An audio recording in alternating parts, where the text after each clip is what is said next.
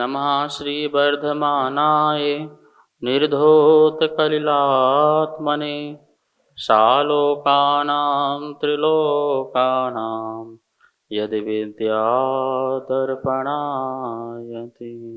रत्नकुंडक श्राप का आचार चल रहा है और इसमें जो है 11 प्रतिमाओं के स्वरूप में 11वीं प्रतिमा का स्वरूप चल रहा है। 147 नंबर का ये श्लोक है कि अपने घर को छोड़कर के भिक्षा पूर्वक आसन को ग्रहण करते हुए अपने में स्वस्थ होते हुए अर्थात स्व में स्थित होते हुए अपने आप में स्थित होते हुए मुनि के साथ रह कर के ना तो अकेले और ना कहीं और घर में मुनियों के साथ रह कर के गुरूपकंठे समीपे गुरु के समीप में जाकर के दीक्षित होकर के 11 प्रतिमाओं का पालन करो, वह उत्कृष्ट श्रावक कहलाता है। यहाँ पर क्षुल्लक क्षुल्लिका शब्द प्राप्त नहीं है, उत्कृष्ट श्रावक लिखा हुआ है। इस श्लोक में अच्छे से पढ़ लो, ननु लिखा हुआ है ना, क्या लिखा है?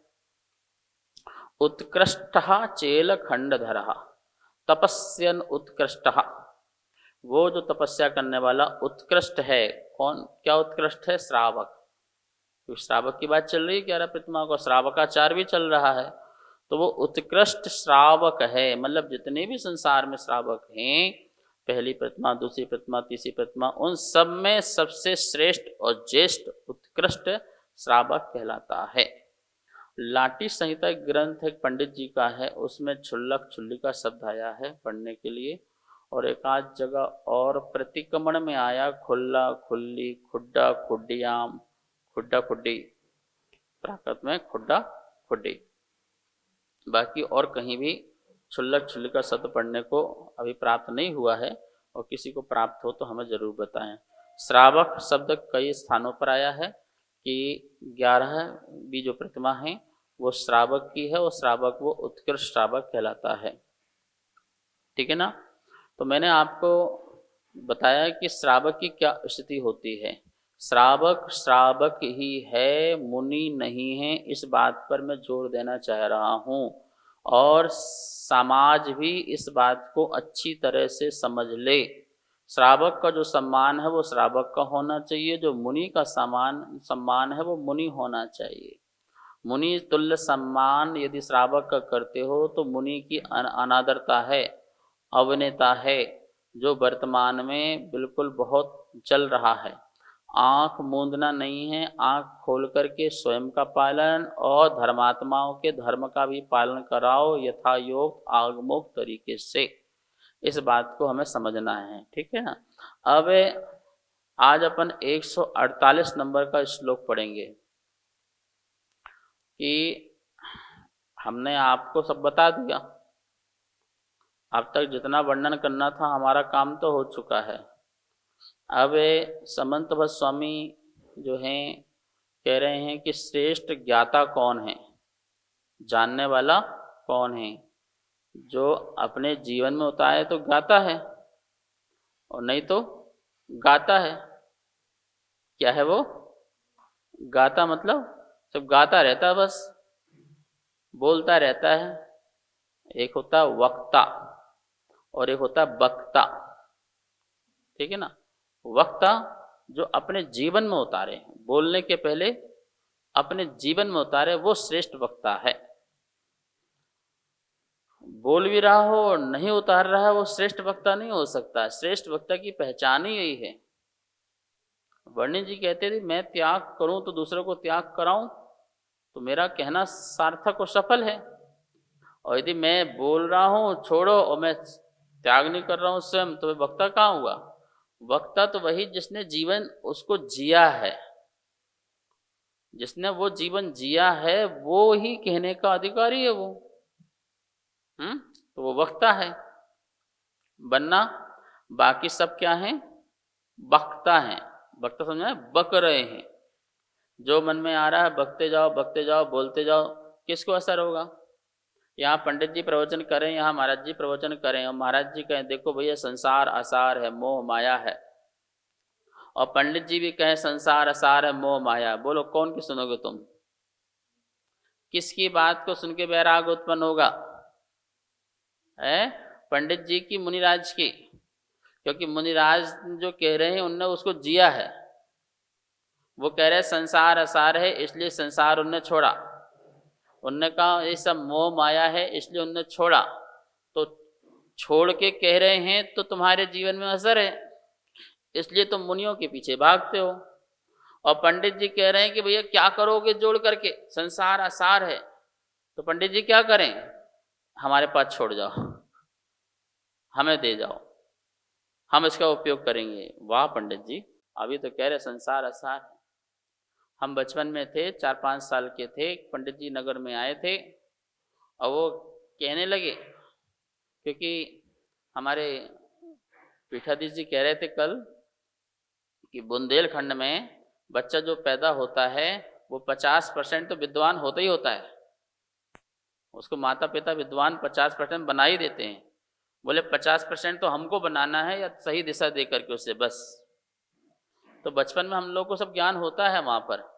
तो एक नगर में पंडित जी आए थे, वो कोई कथावाचक थे, तो वो कथा कर रहे थे और लोग वहाँ पे दर्शन कर रहे थे। कोई 1 रुपये 2 रुपये 3 रुपये डाल करके उनके पैर पड़ रहे थे। पंडित जी बोले कि संसार में सब मोह माया है। तो हम उठे और उठ करके उनका जो कलेक्शन था उसको उठा करके चलने लगे। अरे ये क्या कर रहे हो बालक? पंडित जी सब मोह माया है कोई किसी का नहीं वाला होने वाला। बोले ये क्या कर रहे हैं, इसको बालक को रोको भाई, साइड में लेके जाओ ठीक है ना। तो ये कहना बड़ा सरल है, प्रवचन देने में क्या रखा? अपनी जीव उठाते रहो, ऊपर नीचे करते रहो। ना ना, जिन्होंने सच में जिया है कि इस मोह माया है संसार, वही बोलने का अधिकारी है। आप बोलने के अधिकारी। इसलिए विद्वान की बातें सुन करके आज तक कोई मुनि नहीं बना। चतुर तो बन गया, निपुण तो बन गया, और उसे हम पंडित कहें तो पंडित भी बन गया, शास्त्र का ज्ञाता भी बन गया, लेकिन मुनि नहीं बना। हमारे यहाँ पर एक मित्र पक्ष निकला हुआ है। वो मित्र पक्ष कहें या अनंत आत्माओं के शत्रु पक्ष कहें, कुछ समझ में नहीं आता है। घात करने वाला, अनंत भाव भटकाने वाला, मिथ्या धर्म का प्रचार करने वाला, एकांत मत का प्रचार करने वाला, और उसमें अनेकों अभी तक विद्वान बन चुके, और उन विद्वानों ने समाज के लोगों को अपने तरफ करने का पूरा प्रयास किया, और आज 2-5 लाख लोगों उनके से जुड़ चुके हैं, उनसे जुड़ चुके हैं, स्वाध्याय से जुड़ चुके हैं, आत्मा आत्मा की बातें करते रहते हैं। लेकिन उन विद्वानों की बातें सुनकर के आज तक उसमें से कोई मुनि नहीं बना। और हमारे यहाँ पर एक कोई छोटा साधु भी आता है, एक चतुर्मास कर ले, धर्म की बातें सुनाए तो 2-4 त्यागी व्रती प्रतिमाधारी या मुनि बन जाते हैं। एक व्यक्ति हमारे पास आया, बोले कि हम यहाँ नहीं आते, मंदिर नहीं आते, आपके यहाँ नहीं आते, लोग नहीं आते, आपके पास क्या आए, क्या करें? मैंने क्यों, क्या बात है भाई? बोले हमारे यहाँ तो सुबह शाम बिल्कुल तत्व की चर्चा होती रहती है। क्या बोले? तत्व की चर्चा होती रहती है। तो मैंने कहा भैया तत्व की चर्चा ही तो होती है, चर्या थोड़ी होती है। तत्व की, सिर्फ तत्व की चर्चा तो हो रही है, और आज तक हो रही है। आपके जिस व्यक्ति ने तत्व की चर्चा प्रारंभ की है, वहां से लेके आज तक बता दो, चर्चा ही तो हो रही है ना। उस चर्चा के बाद चर्या क्या हुई? मुनि का स्वरूप की बातें तुमने खूब की कि कहो धन्य है मुनिराज, अहो धन्य भाग मुनिराज, जो जंगल गुफा गिरी गंधर में रहते थे। आ हा हा हा हा हा आत्मा में आनंद घलु आउ छे। आ हा हा हा हा, हूँ परमात्मा छू बोल, ऐसे बोल दिया। हाँ मैं परमात्मा हूँ बोल दिया, हाँ मैं भगवान आत्मा हूँ बोल दिया, ठीक है ना। लेकिन आज तक तेरे यहाँ भगवान तो छोड़, उत्कृष्ट श्रावक नहीं बना कोई। यहां जो लिखा है ना 11वीं प्रतिमाधारी उत्कृष्ट श्रावक, वो नहीं बना आज तक तुम्हारे यहां पर। इसका मतलब है तुम संसार में लोगों को भ्रमित कर रहे हो, एक तरफा शुद्ध अध्यात्म ज्ञान दे करके तुम उनको भटका रहे हो, जबकि शुद्ध अध्यात्म ज्ञान के पहले चरणानुयोग है। प्रथमम कर्णम चरणम द्रव्यम नमः, चरणानुयोग है। चरणानुयोग के आचरण के बिना अध्यात्म समझने वाला नहीं है, अध्यात्म का अनुभव नहीं हो सकता है। यदि अध्यात्म का अनुभव होता तो कुंद कुंद को ज्ञान पहले भी होगा।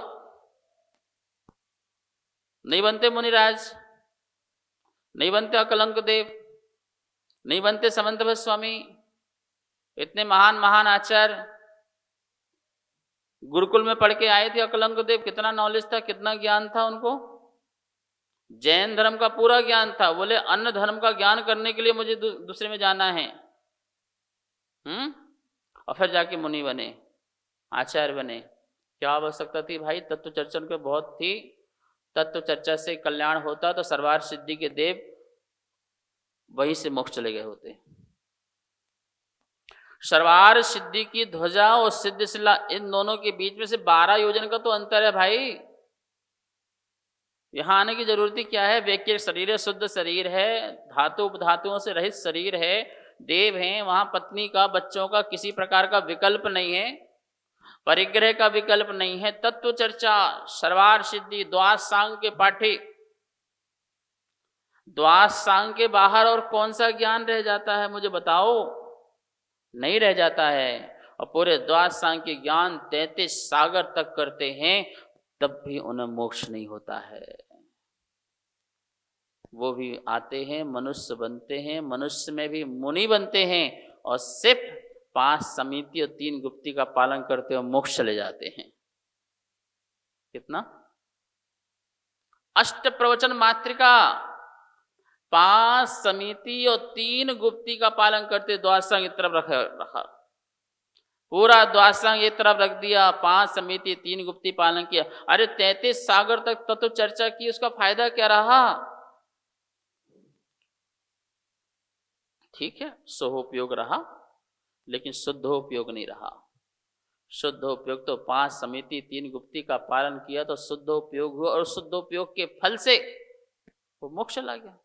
33 सागर चर्चा करने वाला भी मनुष्य बन के मुनि बना, और हम ये कह रहे हैं कि 33 सागर छोड़ो, 10 मिनट की चर्चा करने वाला भी मुनि बन करके 5 समिति 3 गुप्ती पालन करके मोक्ष चले जाए। क्या दिक्कत है बताओ स्वामी, क्या प्रॉब्लम है?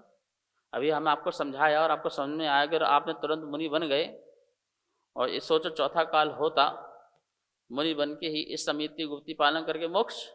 हमें नहीं करना 33 सागर चर्चा। और मिला क्या 33 सागर चर्चा करने में? 33 सागर वाला भी 33 मिनट में चला गया मुनि बन करके मोक्ष, और यहां पर भी 33 मिनट चर्चा करने वाला मुनि बन करके मोक्ष चला गया। दोनों में अंतर क्या रहा? तो मैंने कहा तुम्हारे यहां सिर्फ तत्व चर्चा ही होती है, तत्व की चर्या नहीं होती है। जिस दिन तत्व की चर्चा हो जाएगी, एक तो मुनि बना के दिखाओ भाई, एक तो कोई एलक छुल्लक आरिका माता जी बना के दिखाओ अपने में से, जो तुम्हारे यहाँ पालन करके दिखाए कि नहीं भैया सच में ये जंगलवासी हैं, वनवासी हैं, गिरी गुंदर गुफावासी हैं, वहां पर रह के पालन कर रहे हैं। ना ना ना, तुम सिर्फ शास्त्र में लिखे उन साधुओं का वर्णन करते हो, उन जैसे बनते नहीं हो। बनो भाई, बोलो मत, बको मत, श्रेष्ठ वक्ता बनो। आचार्य समंत स्वामी भी 148 नंबर के श्लोक के माध्यम से कह रहे हैं कि श्रेष्ठ ज्ञाता कौन? जो उसे स्वीकार करे। आइए श्लोक का उच्चारण करते हैं। पाप मरातिर धर्मो बंधुर जीवस्य चेति निश्चिन्वन समयम यदि जानीते श्रेयो ज्ञाता ध्रुवम भवति। पाप मरातिर धर्मो बंधुर्जीवस्य चेति निश्चिन्वन् समयं यदि जानीते श्रेयो ज्ञाता ध्रुवं भवति। एक एक शब्द का अर्थ देखिए।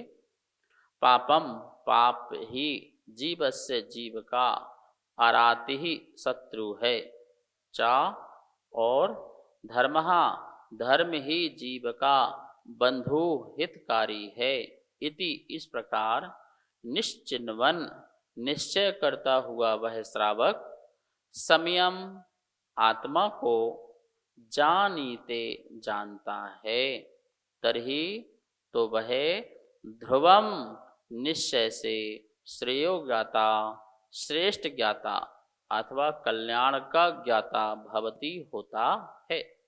कितनी सुंदर बात कही। पूरा समंत भट्ट स्वामी ने अपनी बात का पूरा निचोड़, इसे कहते हैं उपसंहार। जो हम कह रहे हैं तो उसका सार क्या है?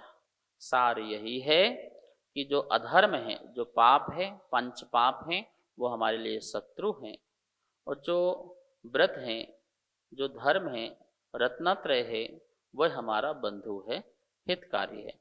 मिथ्या दर्शन, मिथ्या ज्ञान, मिथ्याचारित्र ये पाप हैं, ये हमारे लिए शत्रु हैं। सम्यक दर्शन, सम्यक ज्ञान, सम्यचारित्र ये धर्म है, ये हमारा हितकारी कल्याण करने बंधु है।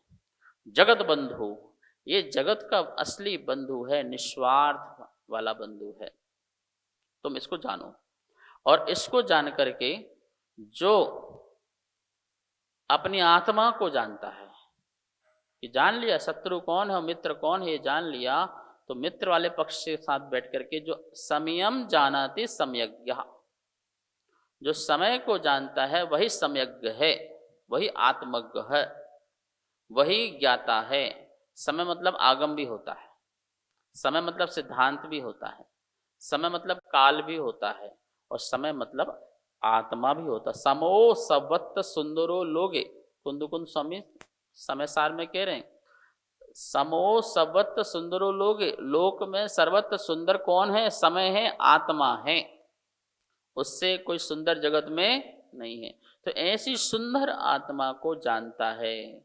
सम्यक दर्शन, सम्यक ज्ञान, सम्यक चारित्र को धारण करके जो श्रावक अपनी आत्मा को जानता है वही श्रेष्ठो ज्ञाता भवति ही, ध्रुवम श्रेष्ठो ज्ञाता भवति, निश्चय से वह श्रेष्ठ ज्ञाता होता है। समंत भट्ट स्वामी ने इनडायरेक्ट हमें बता दिया कि तुम श्रेष्ठ ज्ञाता बनना चाहते हो, तो जो हमने आपको अभी तक सम्यक दर्शन, सम्यक ज्ञान, सम्यक चारित्र और 11 प्रतिमाएं बताई हैं, तुम उसको जीवन में उतारो और अपना आत्म कल्याण करके श्रेष्ठ ज्ञाता बनो। शेष विषय कल, आज इतना ही समय हुआ। जावाणी के ज्ञान से सूझे लोकालो, शोवाणी मस्तक धरूं सदा दे तो धो, हे जिनवाणी भारती तो हे जपो दिन रेन, जो तेरी शरणा धरे सो पावे सुख चैन। सबको बहुत बहुत मंगल आशीर्वाद। कार्यक्रम पाठशाला के पुण्यार्जक थे श्री दिगंबर जैन मंदिर, लोधी कॉलोनी, दिल्ली।